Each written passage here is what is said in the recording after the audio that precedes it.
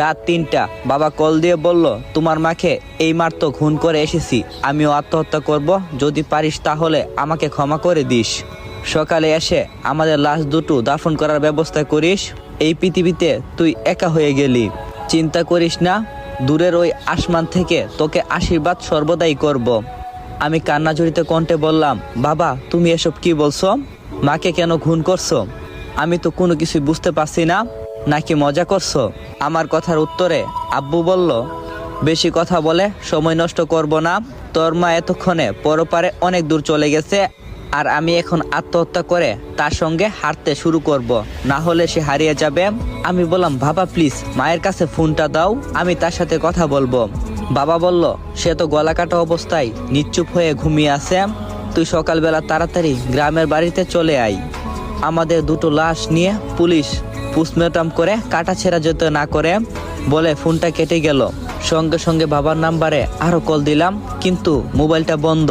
মায়ের নাম্বারে কল দিলাম, রিং হচ্ছে কিন্তু রিসিভ হচ্ছে না। বিছানায় বসে কান্না করতে লাগলাম। আমার রুমমেট তহিদ ঘুম থেকে লাফ দিয়ে উঠে আমার কাছে এলো। আমি তাকে সবকিছু খুলে বললাম, আর সে বলল বাড়ির পাশে কারো কাছে ফোন দিয়ে খবর নিতে। সঙ্গে সঙ্গে চাচাতো ভাই মনিরুলের কাছে কল দিলাম। প্রায় 5 বার কল করার পর চাচাতো ভাই ঘুম ঘুম জড়িত কণ্ঠে বলল, কিরে লিমন, এত রাত কেউ কি কল করে, নাকি জরুরি কিছু? আমি কান্না করতে করতে বললাম, মনির ভাই আমাদের বাড়িতে গিয়ে একটু দেখে আসো, বাবা মা কেমন আছে। মনির ভাই বলল, কেন, চাচা আর চাচির কি হয়েছে? আমি বললাম, বাবা নাকি মাকে খুন করছে, আর সেও নাকি আত্মহত্যা করবে। আমাকে ফোন দিয়ে এসব বলে কল কেটে দিছে। আমি তো শহরে আছি, তাই তুমি একটু যাবে? মনির ভাই বলল, কি বলিস, আমি এক্ষুনি যাচ্ছি। হাই আল্লাহ, চাচা কেন চাচিকে খুন করবে? আমি বললাম, তুমি একটু তাড়াতাড়ি যাও, আর গিয়ে আমাকে একটু কল দিয়ে জানিও।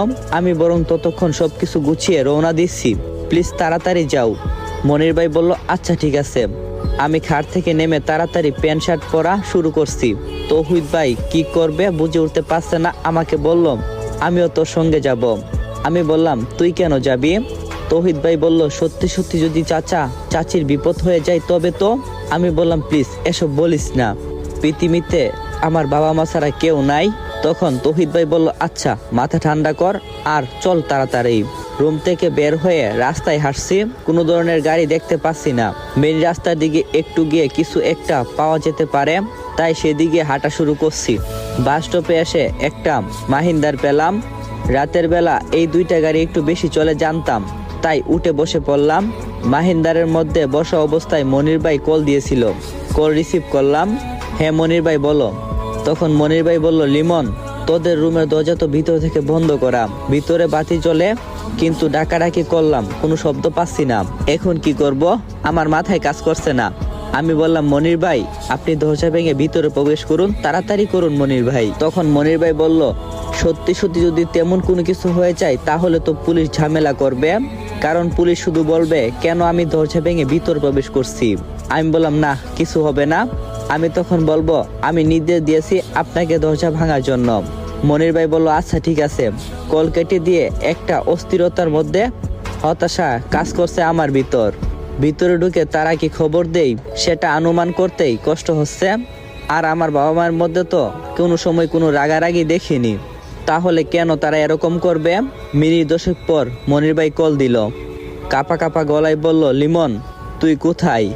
আমি চিৎকার করে বললাম, মনির ভাই আমি গাড়িতে আছি, কিন্তু বাবা মা ঠিক আছে তো? মনির ভাই বলল,